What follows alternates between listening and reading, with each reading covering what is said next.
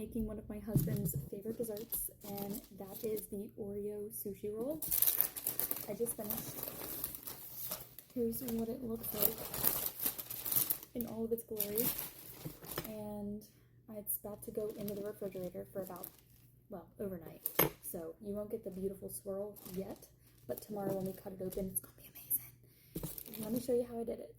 You're gonna start with an entire pack of Oreo cookies. I get the double stuffed, but you don't have to.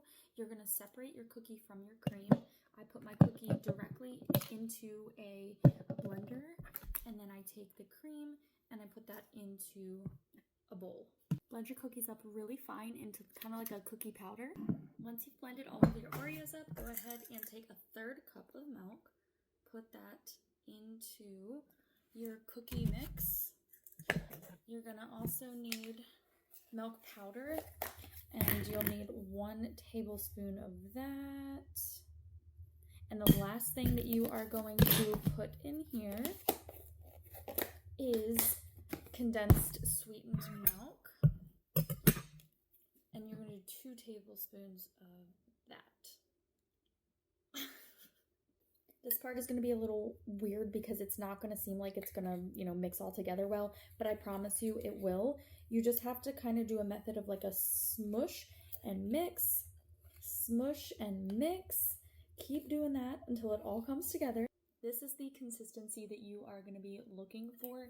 It's super thick. You don't want it to be runny, okay? You want it to be like almost like a Play-Doh consistency. Grab yourself some parchment paper or plastic wrap. That works great as well. And then you need to oil that bitch up because this mixture is thick and sticky. And when I say oil it, I mean be generous. Put a nice layer on there.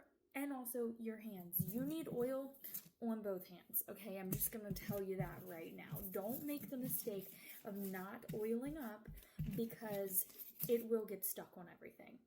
This stuff always reminds me of the Matilda cake because it always looks so gooey and moist like this does. So I always think of Matilda. Once your pile of dirt is on the parchment paper or plastic wrap, then go ahead and smush it down into kind of like a thin rectangle. Here's what mine looks like. Okay, we're gonna leave it on there. Grab your cream that you took from your cookies. You've got your cream, grab a fork. Your fork is gonna be your best friend. You're going to do the same ingredients from last time except not milk. So you're gonna take 1 tablespoon of the milk powder, and I'm just gonna eyeball that because I can't find my other tablespoons, and my other one is drenched in condensed milk. You're gonna take another 2 tablespoons of the condensed milk, put that in there. For this next part, it's gonna be difficult at first, just like kind of like the cookie part was, but trust the process. You want to take your fork and just smush and slide, smush and slide until you get a really nice creamy mixture. We've got a nice creamy mixture here. We're going to take it out and we're going to put it on top of this and oil your fingers again.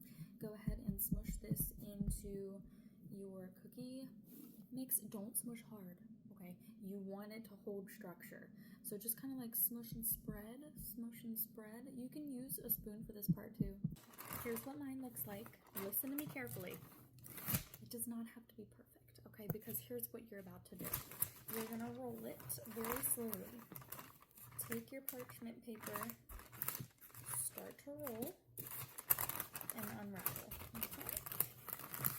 It doesn't have to be like super tight or anything. If you can't guide it with your hands like I'm doing right now, just continue doing it with the parchment paper attached to it. Here is how it looks. Amazing.